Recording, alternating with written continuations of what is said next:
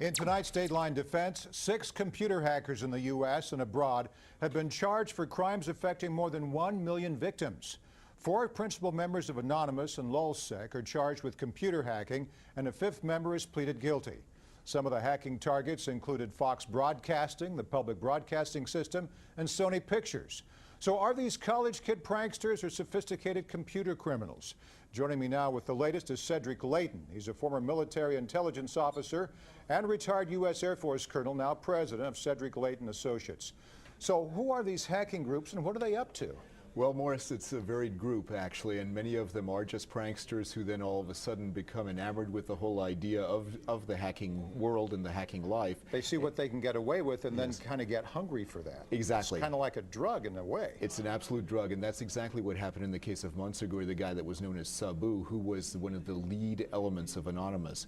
And in his particular case, he basically led Anonymous, although it claims to be a rather amorphous group. He was their de facto leader, but he was also the FBI's key informant in this case, and he was the one that helped the FBI bring down these 5 hackers. So what are they doing? It's a wide range of clients that they're going after. PBS, Fox, are they pirating? Are they stealing? Are they getting money? What are they doing? They're doing all of the above. The main thing is what they did, for example, with Stratfor, with the private intelligence company that's headquartered in Austin, Texas. What they did there was they hacked in, got emails from Stratfor. They also got the client list of Stratfor's and credit card numbers. They used the credit card numbers to go in and find particular denominations that they liked, usually a $100 denomination that they would then give to charities, and they would, in the name of their own group, right, they would donate these monies, and that is one of the crimes that they are charged with. They spent about $700,000 on that. So some of them are Robin Hoods, but the others are just stealing it or just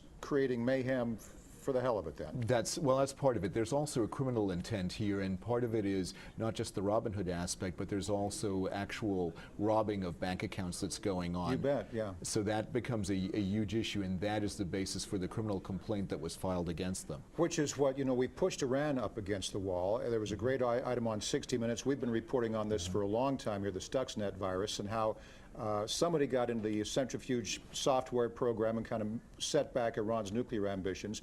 But now they've been fighting back. What are their, how much can they do to Israel, to the U.S., to anybody that pressures Iran too much? The extent of their capabilities is unknown right now, Morris, but they do have a cyber unit. They have received cyber advice probably from the Russians and possibly from the Chinese. Some Israeli banks have been hit? Yes, some Israeli banks have been hit. Some of the Ministry of Defense websites in Israel, as well as other governmental websites in Israel, have been hit.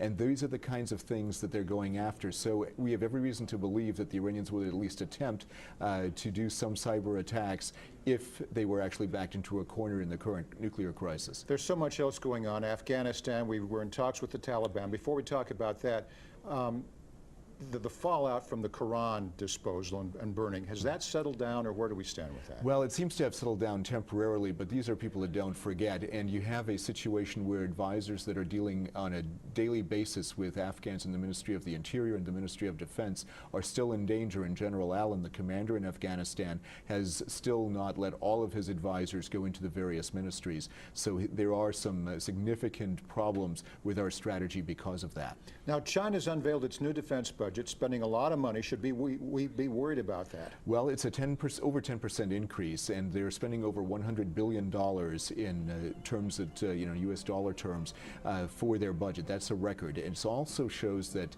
the Chinese are actually the biggest spenders in the Asia-Pacific region when it comes to military defense besides the United States. Do they want to dominate the Western Pacific? I think the basic answer is yes, because they have some strategic interests. What they're trying to do is they're trying to make the conditions possible for them to retake Taiwan. They want to also make sure that they have access to the Spratly Islands, which is the island area that's purported to be rich in oil just to the east of Vietnam and to the west of the Philippines. So these are strategic and business interests then? That is correct, because the Chinese army is not just a military, it is also a series of businesses, and that is one of the unique aspects of it. It is a money-making enterprise in addition to being a military force. Fascinating. Cedric Leighton, Cedric Leighton Associates, our guest on Capital Insider. Always great to have you on the show. We'll talk to you next time. You bet. Thank you, Morris.